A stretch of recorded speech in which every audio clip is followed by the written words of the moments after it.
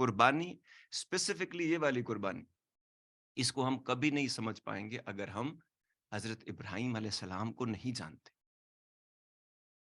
تو سنت ابراہیمی پہ عمل کرنے کی ہماری تک نہیں بنتی اگر ہم ابراہیم علیہ السلام کو جانتے ہی نہیں۔ وہ جو ہم نے بچپن میں ایک دفعہ اسکول کے ٹیکسٹ بکس میں پڑھا تھا، اس کے علاوہ حضرت ابراہیم علیہ السلام کو جاننا کہ رب کا ایک بندہ کیسا تھا، وہ بندہ کہ جس کو رب نے اپنا دوست کہا۔ بندے میں اور رب میں صرف ایک تعلق ہے، وہ ہے معبود اور بندے کا، لیکن اسپیشل کیٹیگرائز کر کے، جو کمپارٹمنٹلائز کر کے جو رتبہ دیا گیا ہے، وہ رب کا دوست۔ آپ دنیا میں کسی کروڑ پتی کے، ارب پتی کے، یا کسی بڑے آدمی کے، یا کسی منسٹر کے دوست ہوتے ہیں تو آپ کی آؤ بھگت چیک کریں آپ۔ رب کا دوست جو سب کچھ کا مالک ہے، وہ جب کسی کو اپنا دوست کہہ رہا ہے، ولی کہہ رہا ہے، تو اور اس کے بارے میں کوئی اچھی بات کہہ رہا ہے، تو خود سوچیں انسان۔ تو حضرت ابراہیم کے توکل کے بارے میں، ان کے ایمان کے بارے میں، ان کے توکل کے بارے میں، ان کی استقامت کے بارے میں، ایمان یعنی فیتھ، توکل یعنی کہ ٹرسٹ، ٹوٹل سبمیشن، اور اس کے بعد آخری استقامت، اسٹیڈ فاسٹنس۔ ایمان تو کرنے والے بہت لوگ ہیں، زبانی کلامی اور بات کرنے والے، لیکن جب ٹیسٹ آف ٹائم آتا ہے نا، انٹیگریٹی جب ٹیسٹ ہوتی ہے رشتے کی، تو کوئی نہیں کھڑا ہوتا کہیں۔ وہاں پر حضرت ابراہیم علیہ السلام کے زمانے میں جا کے، اور اگر آپ جاننا چاہتے ہیں کہ وہ کون تھے، تو پیچھے جانا پڑے گا اس زمانے میں۔ ہم اس زمانے کے حساب سے چیزیں جب دیکھتے ہیں، سوچتے ہیں، تو ہمیں لگتا ہے ہاں انہوں نے ایسے کیا، اور اتنے آرام سے ہم کہہ رہے ہوتے ہیں۔ اس زمانے میں آپ باس کے آگے نہیں کھڑے ہو سکتے، بیگم کے آگے، شوہر کے آگے، بچے کے آگے نہیں کھڑے ہو سکتے، ماں باپ کے آگے نہیں کھڑے ہو سکتے۔ اس زمانے میں ایک انسان جو نوعمری میں، چھوٹے سے بچے تھے، جس زمانے میں انہوں نے یہ سب کچھ ہوتے ہوئے دیکھا، جس گھر میں آنکھ کھولی تھی، کہتے ہیں نا کہ جس گھر میں آپ آنکھ کھولتے ہیں، وہ انوائرمنٹ اتنا بڑا، اتنا اسٹرانگ ہوتا ہے کہ آپ کے اوپر اس کا بڑی چھاپ ہوتی ہے۔ لیکن اس ذہن کو دیکھیں، اس انسان کو دیکھیں، اس بچے کو دیکھیں کہ جن کا باپ خود بت تراش، آزر جن کا نام تھا، خود بت تراش ہے، اور جس زمانے میں وہ پیدا ہوا، اس میں ہر قسم کی برائی ہے، ہر قسم کا خدا تھا۔ جو حکمران تھا نمرود، جس کو توریت میں اور انجیل میں نمراڈ کہا جاتا ہے، وہ بھی خدائی کا دعویٰ کرتا تھا، وہ بھی چاہتا تھا کہ میری پرستش کی جائے، میں خدا ہوں اپنے زمانے کا۔ اور چاند، ستارے، سورج، جو بھی کچھ پوجا جا سکتا تھا، وہ سب کے پجاری تھے۔ ٹھیک ہے جی، اور بتوں کا جو نارمل کام تھا، مطلب ہر قسم کی چیز تھی، اور اس انوائرمنٹ میں وہ پیدا ہوئے، اور ان کی کلیئرٹی آف مائنڈ چیک کریں، اور ان کا ایمان چیک کریں، اور ان کی اسٹیڈ فاسٹنس چیک کریں۔ میں صرف دو تین چار چیزیں آپ کو بتاتا ہوں۔ جو آدمی زندہ ہوتا ہے اور جس کو تھوڑی بہت بھی سمجھ ہوتی ہے، وہ حیران پریشان ہو جاتا ہے۔ میں آپ کو ساتھ ساتھ لے کے چلتا ہوں، اگر آپ میں سے کوئی آنکھیں بند کر سکتا ہے، سب کام نہیں کر رہا، تو میں آپ کو آنکھوں میں وہ تمثیل، وہ جو سٹوری ہے، اور وہ جو پورا کچھ ہو رہا تھا، وہ میں آپ کو بتانے کی کوشش کرتا ہوں۔ آپ اس کو ویسے دیکھیں جیسے میں سوچتا ہوں، رونگٹے کھڑے ہو جاتے ہیں بندے کے۔ تو ایک بچہ پیدا ہوتا ہے ایک ایسے زمانے میں جب پوری دنیا، اس پورا علاقہ بیسیکلی، اب وہ عراق ہے جس میں وہ پیدا ہوئے، تو اس جگہ پہ ایک بچہ پیدا ہوتا ہے، اس کا باپ اپنے گھر میں دیکھتا ہے وہ بت تراش ہے، سورج، چاند، ستارے، ان کی پوجا ہو رہی ہے، بادشاہ نمرود، اس کی پوجا ہو رہی ہے، اور وہاں پر وہ پیدا ہو کر وہ یہ سوچنا چاہتا ہے کہ اگر میں سورج کی پوجا کرتا ہوں، یہ تو ڈوب جاتا ہے، ستاروں کی پوجا کرتا ہوں، یہ غائب ہو جاتے ہیں، چاند کی پوجا کرتا ہوں، یہ تو ڈوب جاتا ہے۔ تو جب یہ سب وہ دیکھتا ہے، تو اس کے دماغ میں ہی پیدا ہو، اور ان سوچ، اور اس کے بعد ان کی جو پرسنالٹی تھی، اور وہ جس طرح چیزوں کو پیش کرتے تھے، وہ بھی بہت خوبصورت بات ہے۔ تو سب سے پہلے گھر میں انہوں نے جب کہا کہ میں نہیں بتوں کو مانتا، تو باپ، سب سے پہلا امتحان شروع ہوا باپ کا۔ انہوں نے کہا میں بت تراش ہوں، میری اتنی عزت ہے، اور تم میرے بیٹے ہو کہ کہہ رہے میری بتوں کو، میری خداؤں کی تم جو ہے وہ پرستش نہیں کرنا چاہتے، نہیں کہ تم خلاف ہو۔ تو انہوں نے سمجھانے کی کوشش کی، انہوں نے کہا نکل جاؤ یہاں سے، ورنہ سنسار کر دوں گا میں تم کو۔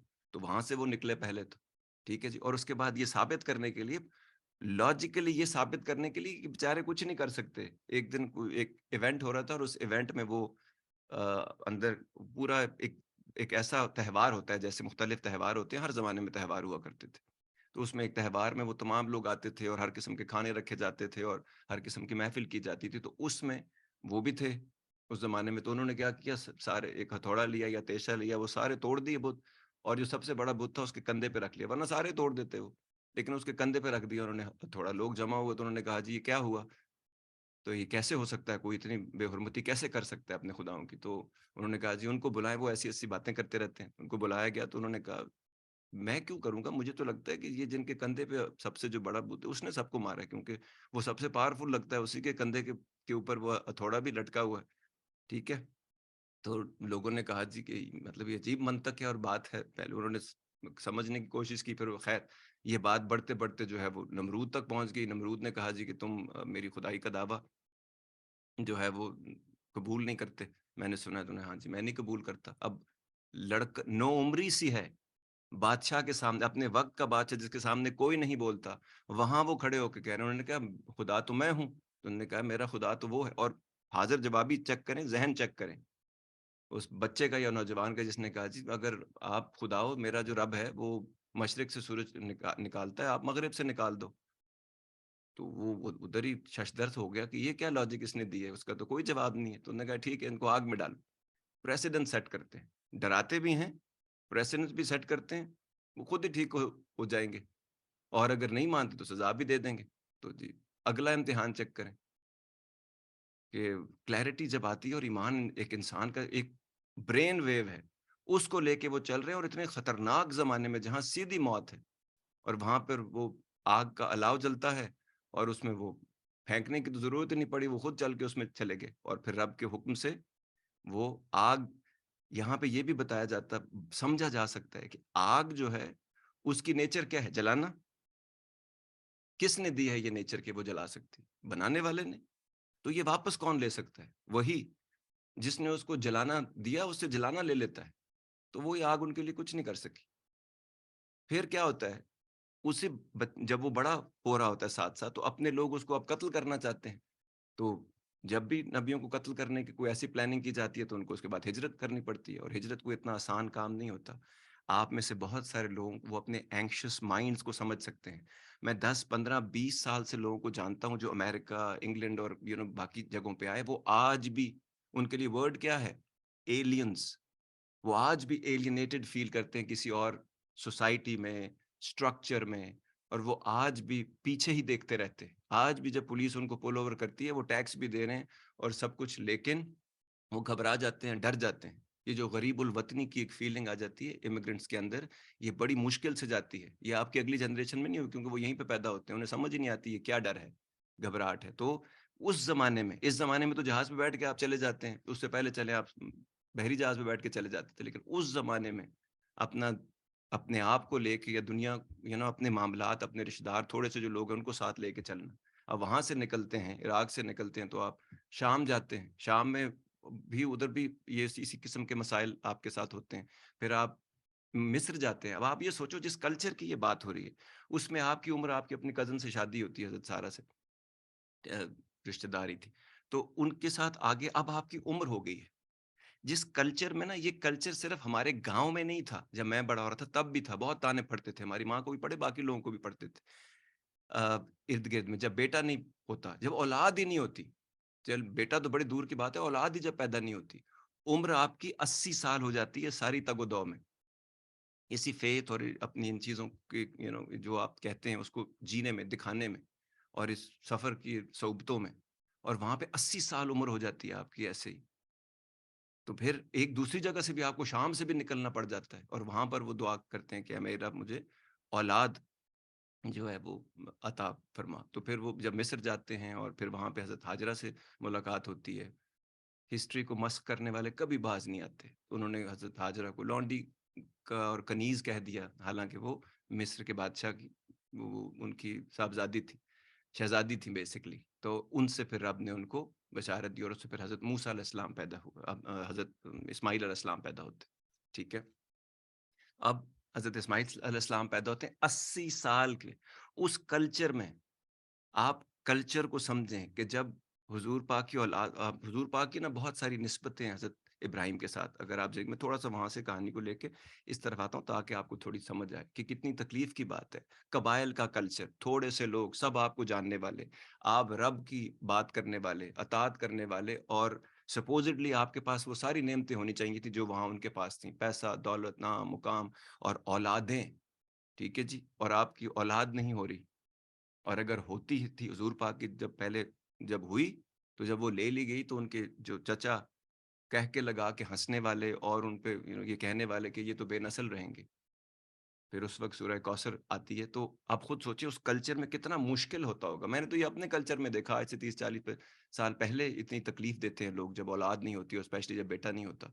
तो उस ज़माने में कितना प्रेशर होगा, और 80 साल की उम्र में रब उनको बशारत देता है और वो कहते उनको, लेकिन उनकी ख़्वाहिश थी औलाद की, तो वो पूरी की जाती है।